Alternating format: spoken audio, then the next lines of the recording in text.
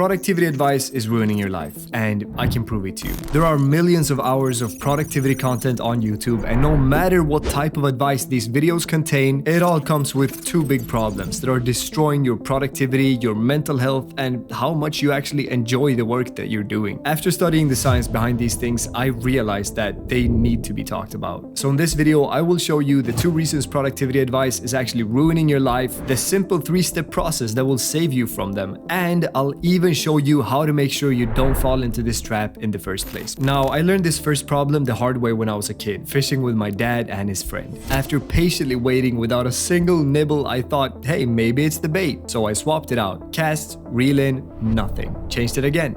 Still nothing. I kept this up until my dad's friend, watching me dig through my fishing bag for the millionth time, asked, so which is the best bait? I started mumbling, maybe this one, maybe that one. He cut me off. No. The best bait is the one that's in the water. And that's when it hit me. Sure, it's good to pick out the right bait, but it's useless if it's not in the water. Just like productivity advice, it's only helpful if you actually do the work. So what happens? We fall into the trap of thinking we're productive because learning about productivity feels like being productive. But if we're being real, we're just procrastinating. This was also shown in a recent study from the Max Planck Institute that showed how a common form of procrastination is doing tasks to get ready, spending too much time preparing instead of actually doing the work. So how do you avoid this? It's difficult, right? Because you don't want to stop learning altogether, but if you're constantly swapping out your bait, you're barely fishing and you won't get anything done. There are 3 steps you can follow that will help you avoid this so it won't ruin your life. The thing is, they will help you solve the second problem as well. So for you to understand these 3 steps, you need to understand that problem too. Now, have you ever wondered why so many people end up hating their work, especially after doing it for years? They become bitter and resentful, and that's because most people ignore this one thing. So here's a true story you need to hear in order to understand why. There was once a successful plastic surgeon named Maxwell who noticed something very strange. When he changed someone's face, their whole life often changed too. A man with a big nose suddenly became more confident and social. But Maxwell also saw something else. Some patients, even after getting the perfect surgery, remained unhappy and insecure. He realized that the real problem was not their appearance, but how they saw themselves. Their self-image hadn't changed, so they still felt unattractive and unworthy. And this led him to dig deeper and eventually write the life-changing book Psycho-Cybernetics, explaining that our self-image, how we see ourselves, controls how we feel and act. And this has been proven in plenty of studies as well. The more you internalize this truth, the more you start seeing the patterns. The bodybuilder hits the gym even when he doesn't feel like it, not just because of discipline, but because he sees himself as the guy who goes to the gym.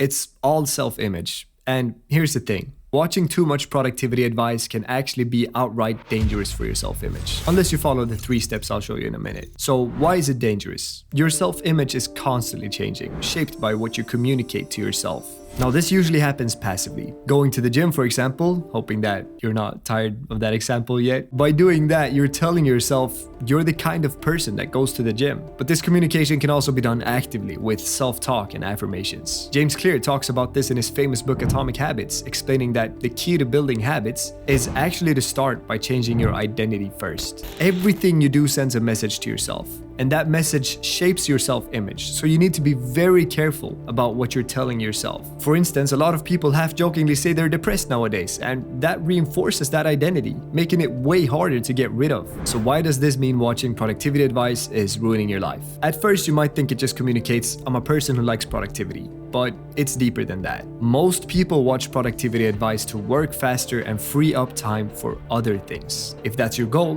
what you're really telling yourself is, I'd rather be doing something else. You see the problem? You're ultimately communicating to yourself that you don't enjoy what you do, that you just want to finish it as quickly as possible so you can move on to something else. And this idea is backed up by Mihai Csikszentmihalyi's amazing study, which both found that we're actually the happiest when we're working, but also, even when work makes us happy, we still often wish we were doing something else. And this mindset ruins your life, because the more you tell yourself, passively or actively, that you'd rather be doing something else, the less you enjoy it, the less you enjoy your work. Eventually, you might end up hating what you do, and that's no way to live.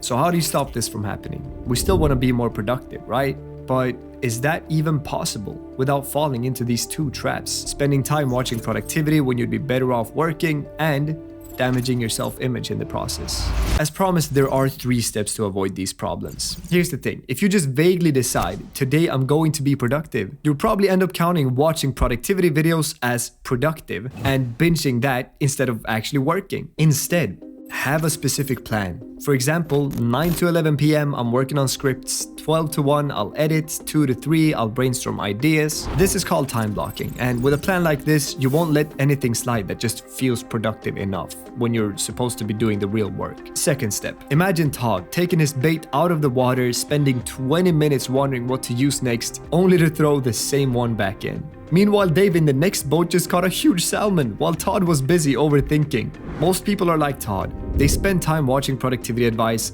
but don't actually change anything. You need to make a change and implement what you learn, which requires discipline. Building the discipline to implement what you learn doesn't just put you ahead of the 99% who never do. It also ensures you're not just wasting your time learning without ever applying it. But even if you follow these first 2 steps, you'll still be at risk of damaging your self-image if you don't follow the third and final one. Because what's even more powerful than things you passively communicate to yourself?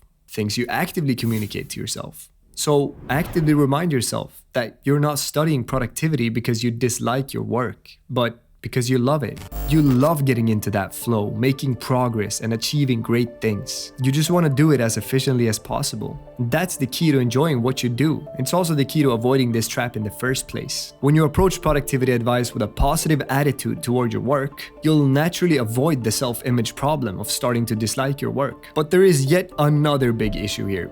You also have to get yourself to work and stop procrastinating to even start following these 3 steps. That's something you can't fix with what you learned in this video, but you will, however, learn that in this one. So make sure you watch that one next. And don't forget, do that thing you're avoiding today and earn your sleep.